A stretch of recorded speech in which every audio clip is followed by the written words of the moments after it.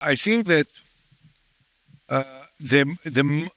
other than the content of what we publish, which I'll just run over very briefly, the most significant part about it is that it was already published on the 17th of July, almost a year ago.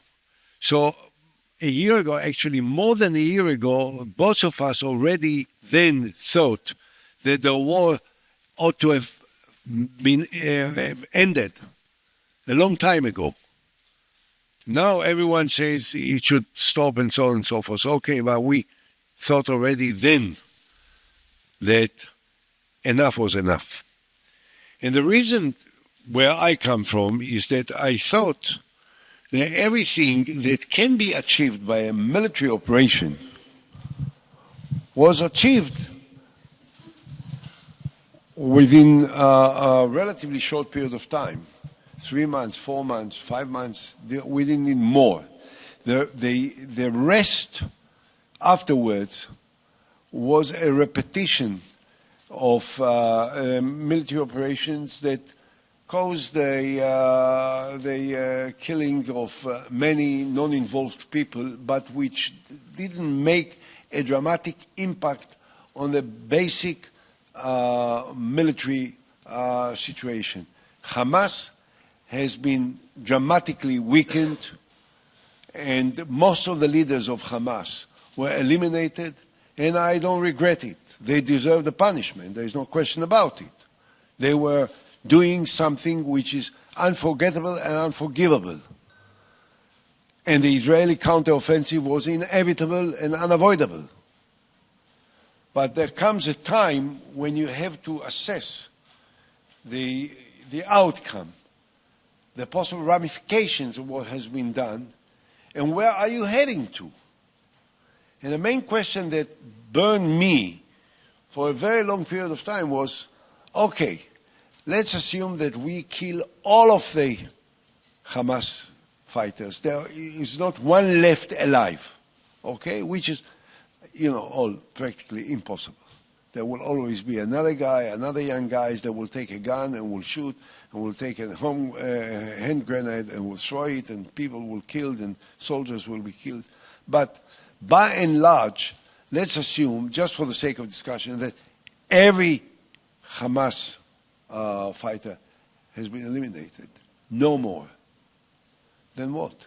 There are still more than 2 million people living in Gaza. What are we going to do with them? What is the horizon proposed, the end game offered, that is the strategy of the Israeli government? And no one said anything, and the international community started to squeeze the Israeli government, and it became apparent that the Israeli government doesn't have any strategy as to the day after. And that is true, of course, not only about Gaza, it's also true about the West Bank. West Bank is now occupied for, almost 60 years. So again, the beginning was one thing, but then years passed by, and the question is, what is the political horizon? Now, to conclude my opening statement, okay? Number one, we are in favor of ending the war right now, returning all the hostages, of course, releasing Palestinian prisoners as part of an agreement, and introducing an interim security force made of Palestinians and moderate friendly Arab countries that will be prepared, together with the possible assistance of European armies, possibly, in order to control and to make sure that the terrorist organizations will not resurrect again into any dominant position. And then there has to be administration, a government administration, organically linked to the Palestinian Authority, but with independent executive powers to govern Gaza and to try and rebuild Gaza with the assistance of the international community. That's for Gaza. This is a preliminary step that has to lead to the beginning of negotiations between Israel and the Palestinian Authority on a comprehensive peace treaty for a two-state solution. And that, if achieved, which will be revolutionary and which will be a breakthrough that will be of historical proportions, will lead to the building of the normalization between Israel, Palestine, moderate Arab countries, including the Saudis and the remaining North African countries which were not part of the relations that we have now with Morocco, and subsequently also with more Muslim countries such as Indonesia and others. I mean, this road starts with Gaza, continues with two states, moves forward into the normalization in the region, and then the change of the balance in the entire world. It has to start somewhere. Dr. Nasser Al-Kidwa has the leadership to be from the Palestinian side on the movement to start this historic process, and I am very proud to be part of this. I want to conclude by saying that the basis of the two-state solution was offered to me in 2008 to the Palestinian leader, Mahmoud Abbas. Unfortunately, he didn't have the courage and the inspiration to then sign it, which may have changed the lives of millions of people already. And we are actually building on the basic parameters of my plan of 2008 in our joint settlement.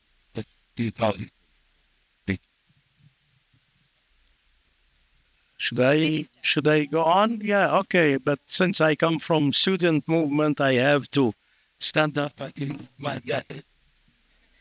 Yeah.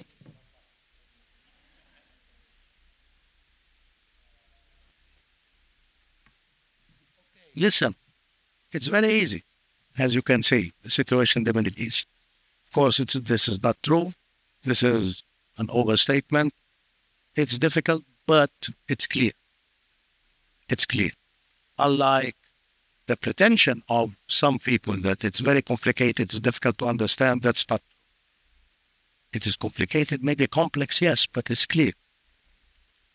And the good thing about what we did is the ability to see beyond the immediate events now before us and go beyond that and see how we can solve that. That is the point. And, basically, we saw that there was lots of bloodshed, lots of suffering.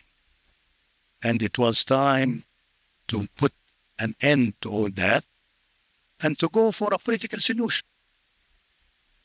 And what is the available political solution that would enable the two sides to live in peace and security, to have better future for their kids?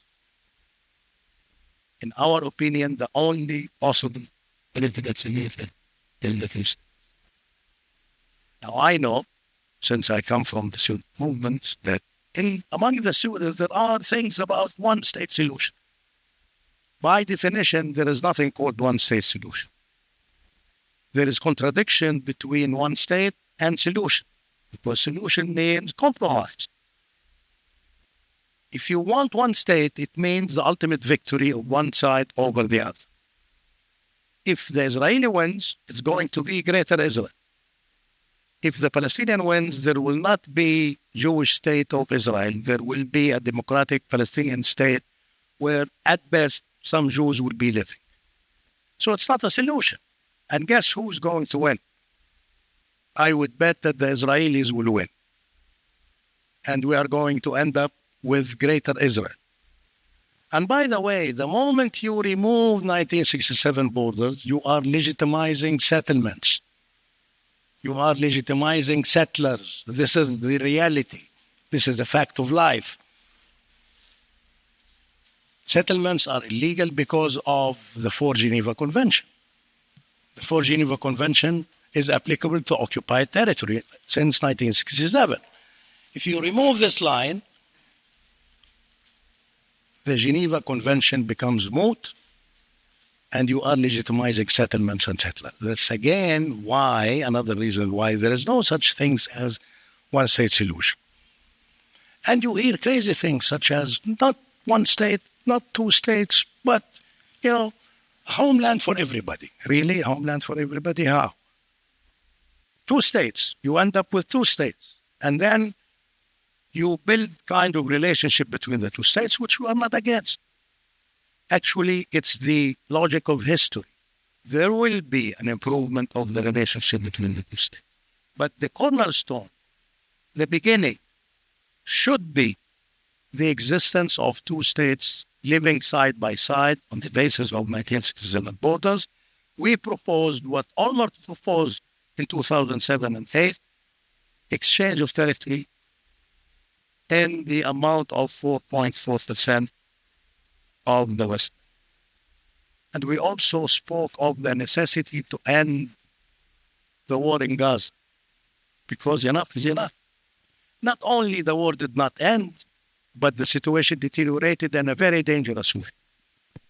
And now we are having this American GHF that creates death trap, leading to the killing of thousands and thousands of population.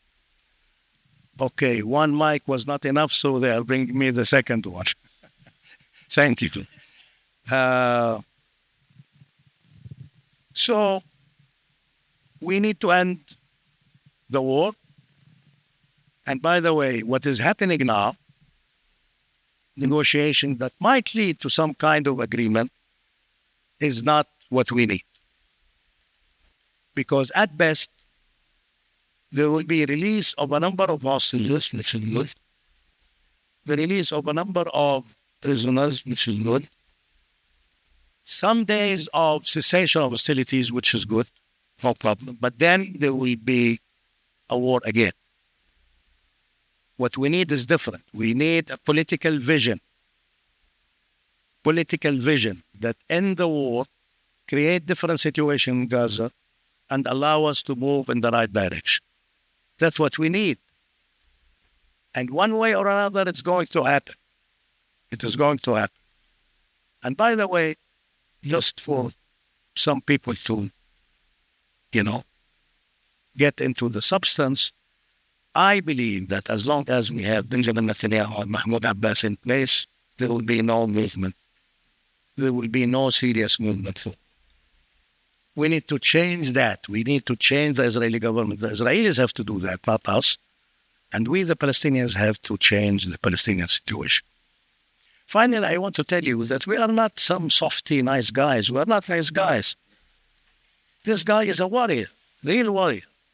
And I'm a warrior, but not a warrior. Warrior, I mean a political warrior, in a way. Both of us want to serve the national interest of our respective people. That's the bottom line. And we believe, we strongly believe that it is in our national interest to have this political solution and to have the two states after ending the war in Gaza. For this to happen, we need to change public opinion on both sides, and now it's sour, of course, because the war is going on. And we need the support of the international community that, frankly, gave up on its responsibilities for quite long time, longer than necessary. We need to put an end to that, and we need to have the engagement and the support of the international community. And here we made some progress. When we started, people looked at us and laughed. But now everybody talks about it, which is good. Excellent. And now we are going to New York and we are celebrating, and maybe there will be recognition. And let's hope that this will be the case. Things like that. But then we need to work together. We need to work together. And working together is basically should mean working with the young generation. That's you. And we will depend on you to make better future for all of us. By the way, I forgot at the beginning to thank you for the invitation, to say a few nice words about St. Paul. And Professor González, with whom he became but we met earlier once at least, and now this is the second time, but third time. So hope that this will be the beginning of productive initiative.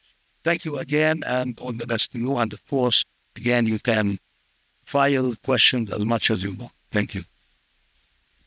Thank you very much, Minister. Let me tell you that some in the international community, including me, in a past life of which I have forgotten everything, did try. 2020, I knocked at the door, saw President Rivlin, met with Benjamin Netanyahu, went to see President Abbas, talked to Prime Minister Stayed, but it was never a good moment. This is the answer I always got is, it's not a good moment. So is this a good moment? And how can we make this the moment? So where do we start? In other words, you put a plan on the table. There is a high-level conference taking place soon in New York, where the eyes of the world would be probably focusing. What are the steps what do you think needs to happen to get some form of dynamic started? Let me say that there is never good moment. There is no good moment. There is always some kind of problem, some kind of a snag somewhere that prevent movement. But leadership requires overcoming these snags and overcoming these problems and ensure that we are doing the right thing. Now, to answer your question, what are the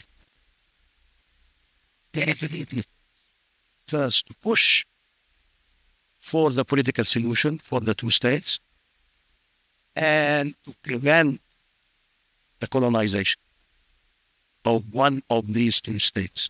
Because if we are serious about the two states, we should not allow the colonization of one of them.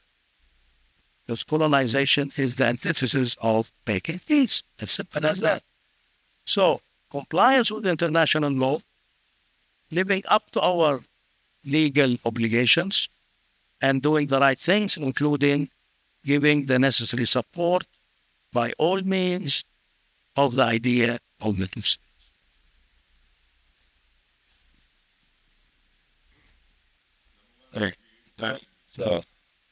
The observation of Dr. Al-Kidwa about this.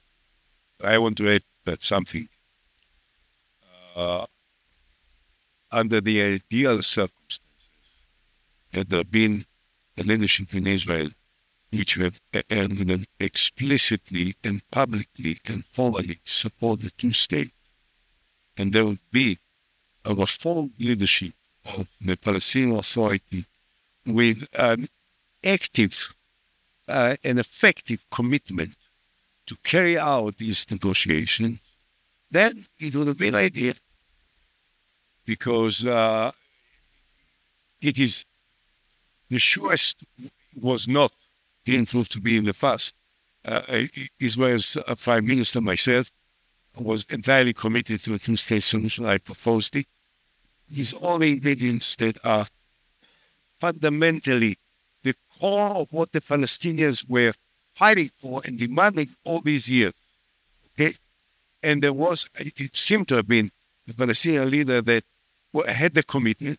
We had a very serious and meaningful process of negotiations. I think we met almost 40 times, definitely 36 registered times, but there was some more. We were in Annapolis together, and we had a couple of more meetings. 40 times with a few hours each time. You're talking about a very serious and thorough and comprehensive and big and very penetrating type process of dialogue between the two of us. Unfortunately, he ended up without a formal agreement. It was in the very last moment. The Palestinian leader didn't have, as I said before, the leadership, the guts, the vision, the strengths, the whatever, to sign.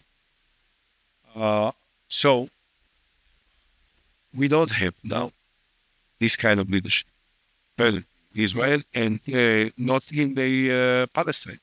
I will never say anything that will criticize Abu Mazen because he is a leader of the other side of Palestine, and I have enormous respect for him. But it is obvious that at the age of 90, after 80 years in power without repeated elections, being elected to this position, seems that the Palestinian Authority needs reform that will qualify it and that will provide them with the authority and the strengths inside the Palestinian community to carry out an agreement. So, as I said, we don't have it. So what shall we have? What we need now is what can be part of this process, the support of the international community. I think that the conference in New York now is significant, is important. It brings back, which is what was the original purpose of Dr. Al-Kidwa and myself, to bring back to the center stage the idea of two states, that there is a solution, that there is not any alternative solution but this one, and that it has to be discussed, it has to be promoted, there has to be a consensus building up in the international community. There ought to be conferences, meetings, press conferences, whatever, that will not leave the sides without the feeling that there is an urgent need to discuss it and to move forward towards it. And I hope that it will be done. Of course, it will be easier if the leadership of the United States at this point will embrace this. And then the only way, I think, that it can happen with the President of the United States is that he will believe that this is his idea. And I'm ready, and I checked it with Dr. Al-Kidwa in advance, and he's also ready. We are ready to give him the credit that he created the idea, that he innovated it, in as long as he will force it on the sides. So the last question on my side before we pass the floor on to audience. Their questions.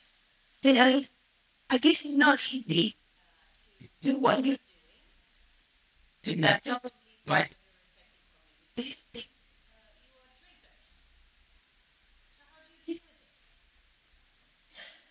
No.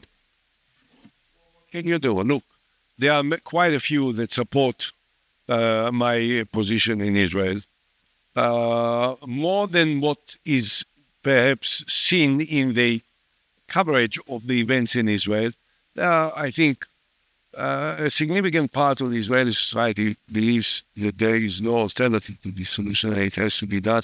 And they should respect the efforts that I make in order to spell it out in the most explicit manner, sometimes in a very aggressive manner against my own government. But this is inevitable. We live in a democracy, and as long as I live in a democracy, I will not waste any opportunity that I have in order to say what I think, and including if it is critical of my government, both inside Israel and outside Israel. So, I get comments. By the way, there are many Jews overseas that are not always comfortable with my language and my criticism, because they say, it may be used, your criticism about the Israeli government can be used against Israel and against Jews overseas, and there are quite a spreading phenomenon of anti-Semitism which can't be ignored and which has to be battled in the most forceful manner in order to stop it.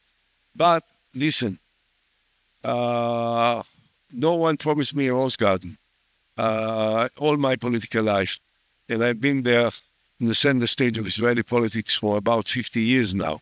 So it's been a long time. And I think the same is true about Dr. Al-Kidwa. I admire his courage and determination in moving forward in such an outright opposition to his president. And I think that he also supports my determination to go against my own government with the same vigor and the same determination. And that's, we just have to carry it. The more support we get from overseas, the easier it may be, but we will still have to cope with the persons. By the way, I think it's usually like that. The further you go from the center of confrontation, the more extreme of the positions of the relevant persons. It's usually like that. So in Gaza, for instance, people are more open-minded for compromise and reconciliation and solution. In the West Bank, less so. In Jordan, less and less. In America, you forget. It's hot. It's hot because how dare you take a compromise? You have to be fueled and you have to fight until the last person in you remain alive while they are enjoying their life in America. That's ridiculous. But it is a fact. It is a fact that we need to confront. Now, of course, it takes some courage. But, I think that people are not stupid. They are not tasty. Now, of course, while wars are going on, it's more difficult. Because when bloodshed goes on, people do not think of compromising and solutions.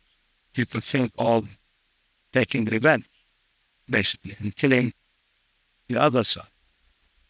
Okay, so it will take some time, but at the end of the day, when the weapons fall silent, then they start thinking differently, and they will go into the right place. They will believe in finding solutions because, the options are this. Let's be clear. The options are either we annihilate the other side or we live together. You choose. You choose. We can't annihilate the other side, so we have to live together. We have to exist. And coexistence, how? Two states with some kind of closer and closer relationship between the two states over time. So we'll see. We did not represent, by the way, a complete plan because we are not elected. We are not in office. And we believe that it should be the business of people that are elected and that are in office to make the final agreement, final package of agreement. We had the responsibility, the duty and the responsibility and the right to stand up and say what's happening is wrong. We need to change course and we need to go for overall political solution. And we need to have coexistence. We need to have two states with some, crazy guys who will meet from time to time, but it doesn't matter. And this will we always. Yesterday, I was saying to a journalist that I rely heavily on my wife and the support of my family. And I think, saying, and that helps a lot. It helps a lot in overcoming the difficulties and trying to take the negative aspects of it.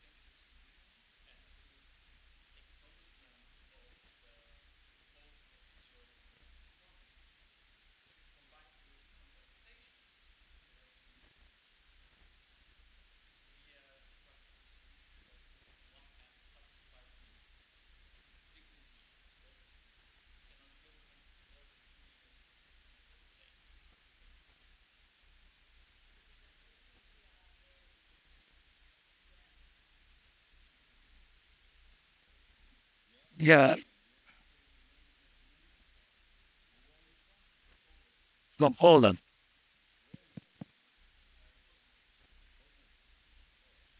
But I didn't understand whose fault was this, Yasser Arafat or the Israeli side?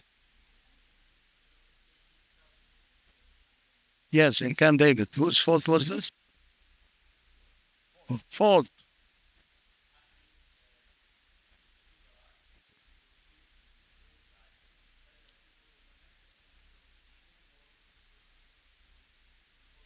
Okay.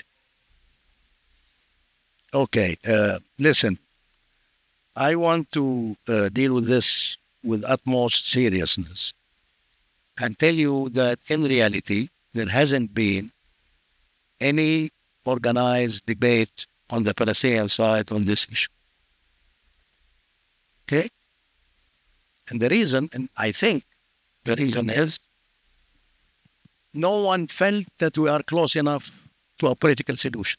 So why should we then get into this kind of debate and this kind of discussion? But at some point, it should happen. At some point, it should happen, and we should see what kind of consensus we can reach on this matter. For me, and that's what I'm going to say, is largely personal. For me, I don't think that there is consistency between having a state and having the right of return in the full term of the war, because that would mean two states, actually, two Palestinian states. And it would mean one state and then the right of return, which will achieve the same result in Israel itself. Now, I have to tell you that there is a need for solutions that are innovative, and that there is a need to deal with this issue with some respect on the Israeli side. So there should be some kind of recognition of responsibility. There should be some kind of compensation. And by the way, when I was at the United Nations, we modernized the record of the UNCCP, which deals with land ownership in what became Israel. More than 500,000 dunams of land owned by Palestinian individuals that are recorded in these records. So we need to deal with it in a serious way, and some recognition of responsibility. But in any case, I don't see the possibility of influx of refugees going back home and thus changing the situation. Because frankly, when you hear the right of return by some Palestinians, you feel that what they have in mind is the return of time to what was before the existence, basically, which is not in the cards. If you want to go back, you have to go back in Israel, to Israel, under the Israeli law, and behave accordingly. So again, we need to discuss these things, but we need a opportune situation that would allow some kind of useful discussion in this regard.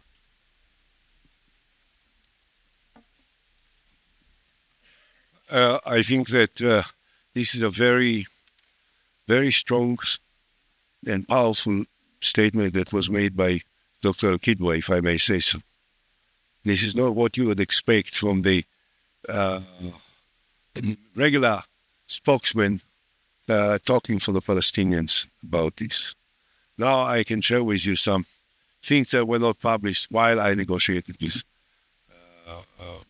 Mahmoud Abbas, the president of the Palestinian Authority. On the first time that we met formally, dinner party at the residence of the Prime Minister in Israel in Balfour Street, the famous Balfour house. After dinner, we planned it in advance. After dinner, him and me, we had, my entourage, and he had his entourage. And then we just moved the two of us to the study where we could smoke. He was a chain smoker of cigarettes, and I like to smoke cigars. I buy them, by the way, not like baby. We talked. And I said to him, President, everything will be on the table. Everything. Borders, Jerusalem, refugees, everything. Now, President Abbas said to me about the refugees, we don't want to change the nature of Israel. We will need to have some symbolic gesture. Perhaps family reunions and so on. So I say to him, President, there will not be a right of return, you know. No one Israeli will ever agree to a right of return 60 years after the Nakba, okay? But you look at me, do I look like an idiot?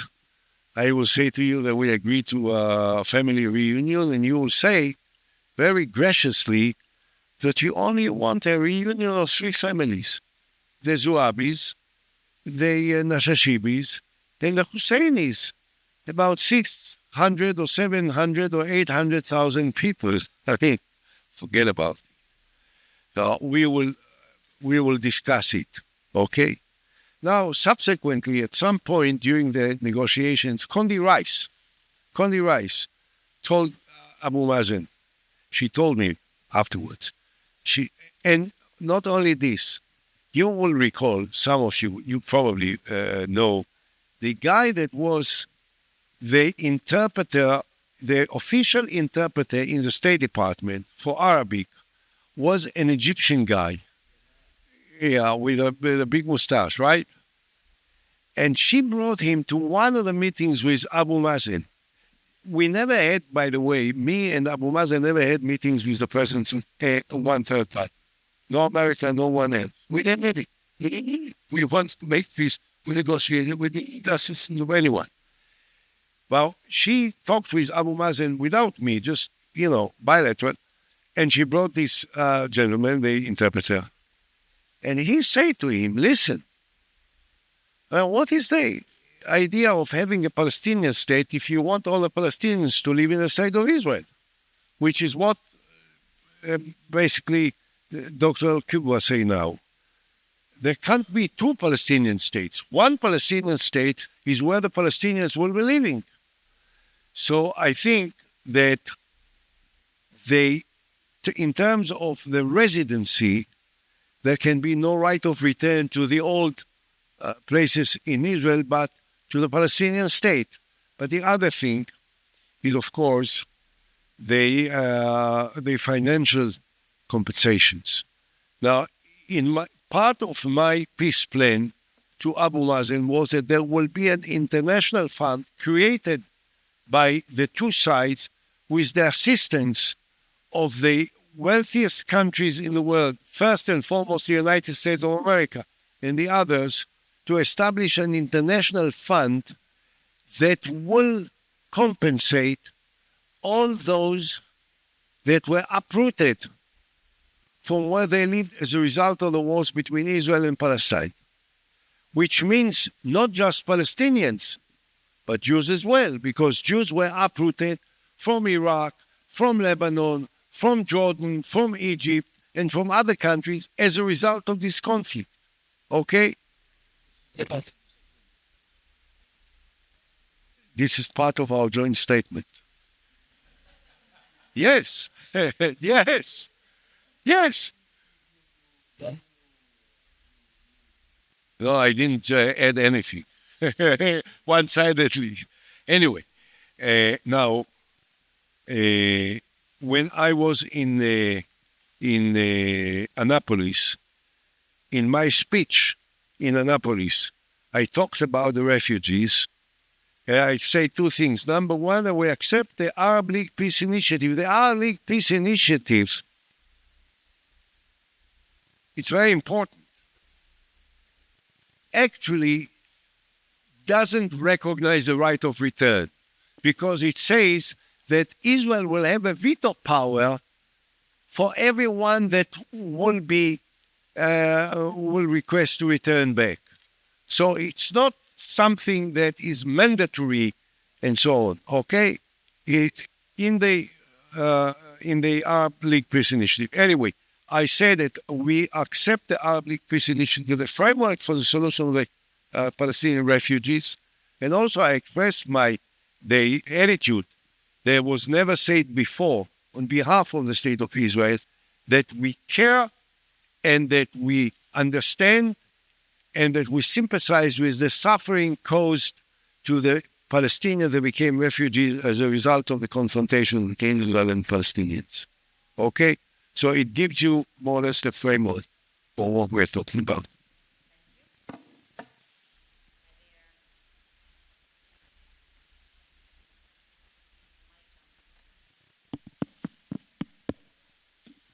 Hi, I'm Arushi. I'm from India, as we know, from India. And two-state solution is very close to India as well, India, Pakistan, and we all know how that is going at the moment. Obviously, it's not comparable, but for one, because India and Pakistan are both nuclear states. Whereas in the case of Israel and Palestine, Israel has a military that is well advanced, is supported by the international community, is supported by the US, India too. How do you envision post a two-state solution, if it's a solution, that the lives of Palestinians are not that there is a deterrence between Israel and Palestine because there is a military difference between the two states? How would you ensure that it stays non-violent?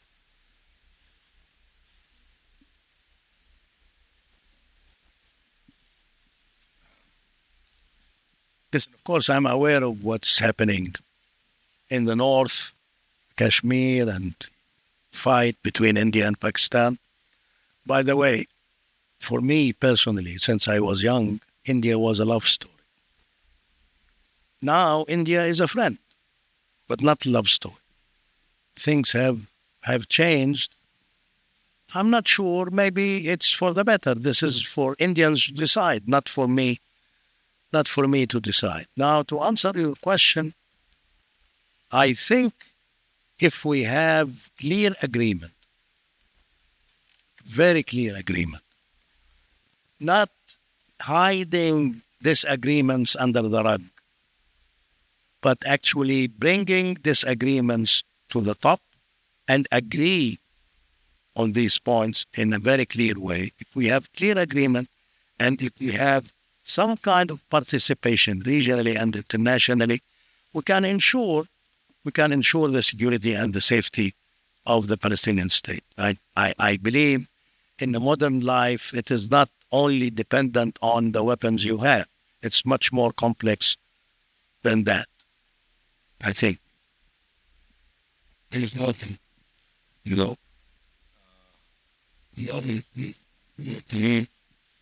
years and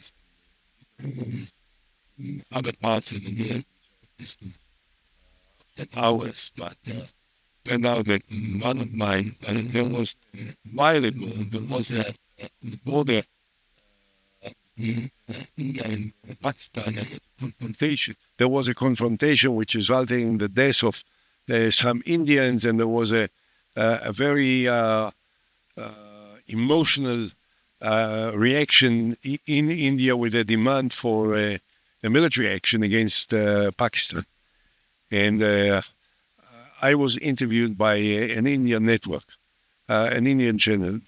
You guys may not know, okay, but there are hundreds of channels in India. And unlike our television channels and networks, the Indians have time forever. When they want to interview you on the Indian channel, you have to spend 45 minutes because they don't they don't rush. They have time, live interview, 40 minutes, 30 minutes, so. And on that particular time that they interviewed me, instead of asking me about Gaza and the Middle East, which was what I expected, they wanted my reaction to the Indian and the Pakistani confrontation that almost was to erupt in a very aggressive manner. And I said, you know what I said, you have to try to refrain from a massive military confrontation. Why do you need it? India is so powerful, is so strong. Who can seriously threaten India? Mm-hmm. And the anchor kept nagging on me and pushing me and squeezing me to say that India has to fight and destroy Pakistan and war and all of this. And I said, okay, Israel is the reason why they interviewed me is not because of my attitude towards peace in the Middle East. It's because they thought that as an Israeli, the automatic solution for every conflict is to fight and kill. I disappointed them very much. I hope I don't disappoint you, though.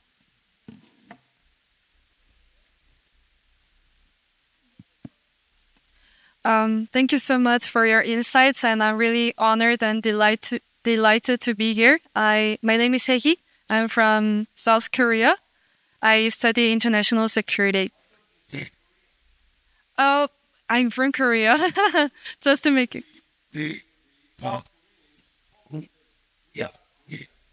Yes, according to our... Yeah. Yes, I'm Korean. Thank you so much for pointing that out. Thank you. So I share the same opinion with we need a political solution with a sound authority. But we are already trapped in the vicious cycle, and both of the side wants to take a revenge. And how can we persuade both sides that we should stop this and revenge is no use, and we should focus on the political solution for both of us? Thank you.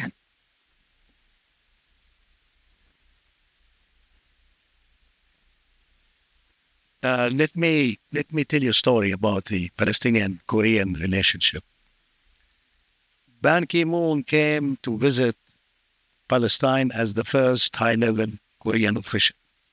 And I reciprocated. I went to Seoul as first high-level Palestinian official throughout this visit.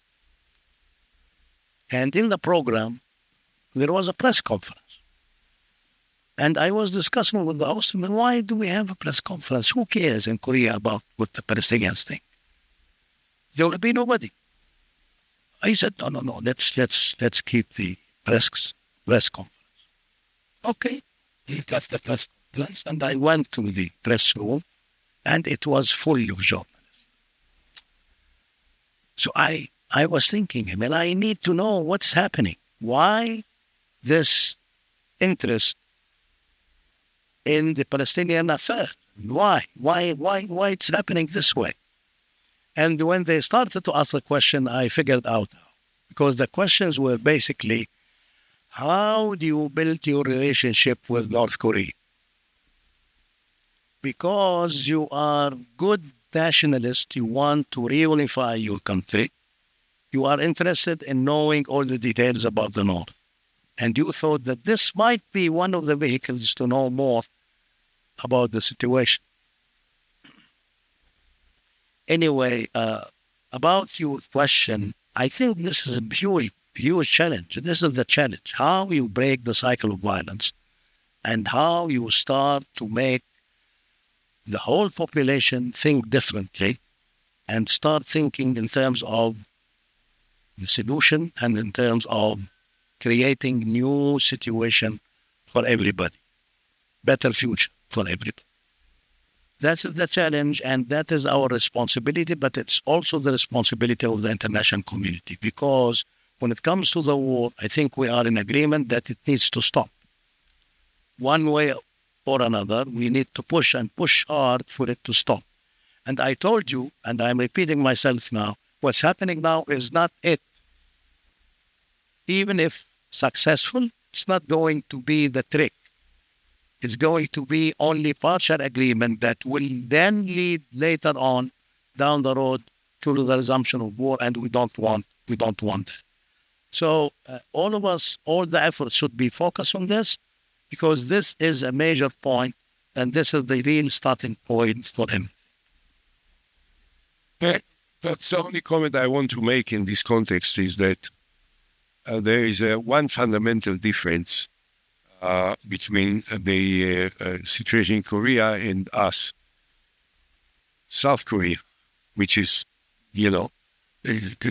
consider itself to be Korea, and North Korea are Koreans, the same people, same tradition, the same history, same people that was politically divided by some political circumstances in the old days. Here, in the Middle East, we are Jews and they are Muslims, and they are a different nation from us, and we are a different nation from them, with different aspirations, different desires. And therefore, the conflict here, the core of the conflict here, is actually the right of the Palestinians to exercise their self-determination, which is denied by the Israeli occupation, but which I think that within the framework of a political solution will be resolved hopefully soon. Okay? In Korea, it's entirely different. It's a political controversy, and I think that in as long as there will be a division between the West and the China, and possibly also Russia, but more China than Russia, this will not be resolved. The maximum that can be done, which I hope will be done, is to restrain somewhat the nuclear desires of John Kerry, which, is a threat. I think that he knows that his nuclear capacity is almost meaningless as far as Korea is concerned. And I can tell you, maybe you also had an opportunity, or I had an opportunity to discuss this issue with some of the leaders of Korea over the years when I visited, and I met quite a few times. The Koreans know that there is not a chance that North Korea will ever shoot nuclear missile to South Korea for two reasons. Number one, because these are Koreans. They are their own people. Sometimes they are families, divided families. And the other thing is because if North Korea will use atomic weapons against anyone, for that matter South Korea, then in a matter of minutes, North Korea will disappear from the face of the earth. And the first to know it are the North Koreans. So this is more like an empty threat that, is used for. I remember that when I was sitting with some of the leaders of Korea, including, by the way, when I'm not a fan of I as foreign minister. Yeah, and I was in the United States. Secretary General, I keep getting since then. But there in England, the South Koreans always looked with a certain suspicion about the enthusiasm of President Trump to to deal with North Korea. They said, why don't they have to make it such a big problem? It's not such a big problem, actually, as far as South Koreans. So this is something that, is somewhat different look at the issue, which seemed to have been a critical issue for the safety of the world a few years ago. By the way, most of the weapons, most of the missiles that the North Koreans were shooting were aiming at Japan because of the historical enmity and hostilities between Korea at large and Japan after Second World War.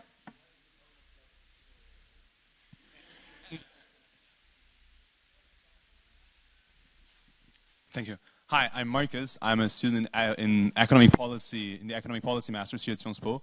And my question was concerns the Israeli settlements and settlements. And my question is, very concretely, how would you approach these settlers and convince them of your ideas, and especially given the fact that they have, gained benefited from the current situation? How would you get them on board and convince them of, this plan and in a peaceful and constructive manner?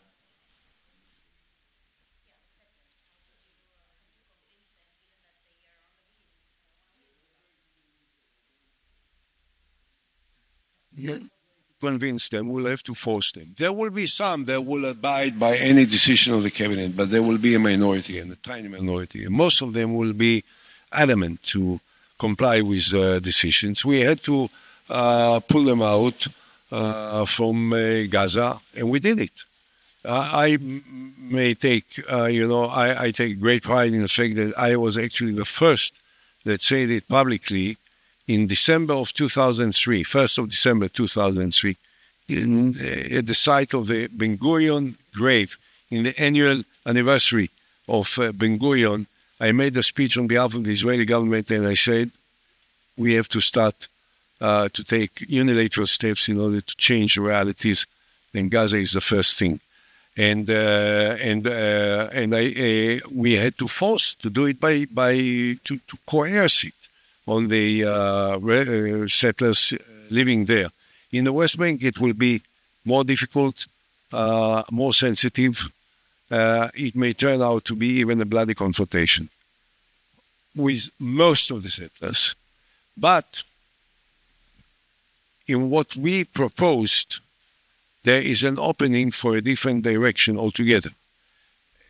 We said before that what we propose is that 4.4% of the territories of the West Bank will be integrated into the State of Israel, and equal-sized territory of what Israel was before 1967 will be swapped into the Palestinian state. So the border solution will be on the basis of 1967 in equal size, okay? But in the 4.4% territory, which will be annexed by agreement to the State of Israel, 82% of the Israelis that live across the Green Line live there. So this solves already a major part of the problems of the settlers. Then what remains are the 18% which are outside of the 4.4%. There can be three possible ways of resolving it. One is that they will remain to live where they live, but they will become residents of a Palestinian state, because that part will be part of the Palestinian state. The other possible way is that they will be relocated into the 4.4%, which is still the territories, but by agreement becoming part of the State of Israel. And if this is so essential and important and sensitive for them to live in the territories, then they could live in the territories, but in another part of the territories which will be integrated into Israel by agreement. The third is that they will be relocated into what Israel is in the territories prior to 1967. I think that when the day will come, it will split. About 1/3 will want to stay where they live, 1/3 will go to the relocation within the 4.4%, and 1/3 will be go back to the State of Israel, but that this is a more practical and doable and easier implementation of this process. I see hand over there. I see a hand over here. I think that is here. Okay. And then we take a final. It has to be brief so that. Yeah. Good afternoon, everyone. My name is Philippe. I'm a student here. And friends. Yeah, maybe I'm the only French here. I don't know. I speak English like a French. No, last week I was talking with 3 friends of the region, 1 Palestinian, 1 Lebanese, and 1 Israeli friend. So, I try to reach a good balance within my friends. And they are all about 25 years old, and they all told me, I think that there will never be peace in the Middle East for the time of our generation because of the fear, because of the generational trauma, and because of the suffering that we all have in our hearts, in our young hearts. And you see, I'm shaking when I'm saying it because it was very, very powerful, and they don't know each other and they all told me the same thing. So what do you have to say to these young people so that they can still believe in peace? Thank you.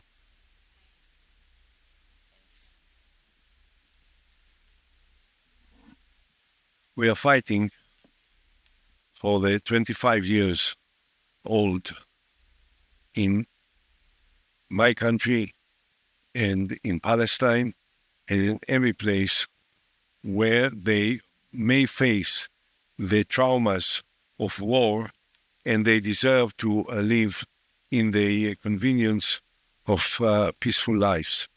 And I can say that for me, this is more than just a life mission as a political person. 5 of my grandchildren are serving now in the Israeli army, and some of them in the fighting units. Okay? And I don't go to sleep at night without worrying that, God forbid, I will get a message across night or in the morning that something may have happened to any of them. So I am familiar with this fear and with this desire, not from a distance, but as a grandfather. My children are already old enough to serve in the army, but my grandchildren are. And some of them are in Gaza. And what I actually, my message to them is that I dedicate all my time, all my energies, all my resources, all my ambitions, all my desires to create a reality that there will be no war and that they will live without the fear and the insecurities that are now part of our lives. I don't have much to add, but I can tell you my personal experience. I graduated from Cairo University of Dentistry. And in the faculty, there was one Egyptian Jew. One. And guess who were his friends? The bunch of Palestinians. I have never understood why, but we were tolerant enough. I personally have never thought of him as Jew. I thought of him as a human being. I mean, okay, qualifications, we were close enough to become friends. And that is the beginning. That is the beginning, because if you cross that line, I think you will be able to go beyond that and create peace. I understand the fears. I identify with your friends, but I think they are wrong. We will be able, with their help, to create a better situation. And without much dreaming, I mean, we are not going to end all the problems magically. It will take time, but at least we can start and we will be on the right direction.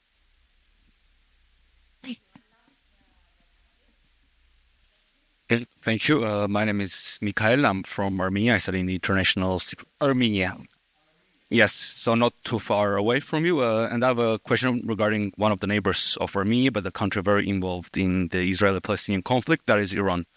You were talking about how the two-state solution or the peace plan that you presume might help Israel bear its relations with other Muslim countries such as Indonesia or Saudi Arabia, but you did not mention Iran. So my question is, let's say, two-pronged. First of all, do you think that Iran could somehow try to play on the confrontation between the Palestinians and Israel to compromise the peace process? And another question would be, do you think that should your peace plan succeed, how do you think that would reverberate on, Israeli-Iranian relations? Thank you.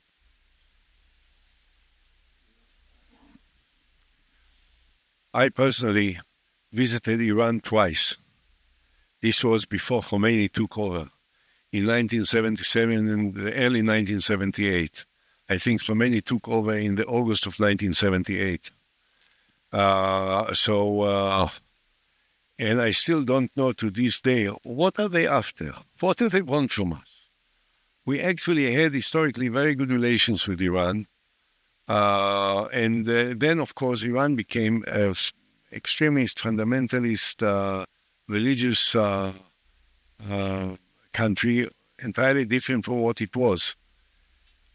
And partly, the Israeli-Palestinian conflict is in the rhetoric of the Iranians is reason for it is that it goes far beyond Israel. What they're against is the values that Israel represents, which is the same as the European countries and other Western countries. The Iranians hate the values that we live with, and the culture of our country, and the culture of France, and the culture of the Western world.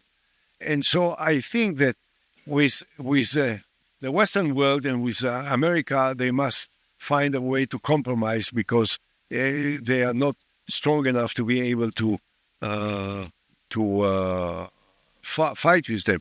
And perhaps they think that Israel is not strong enough, that it can be the stepping stone to a breakthrough of the Islamic culture that they believe in into a much wider areas than just the Middle East. But Israel is maybe the beginning of it.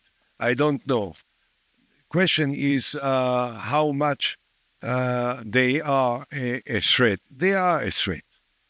They are a genuine threat. Because Iran, as you can see, they provide Russia with so much of the weapons that the Russians can produce. The UAVs, the drones, sophisticated drones, they have thousands of ballistic missiles which were aiming at us, and so on and so forth. So I think that they are a threat, and of course, the potential nuclear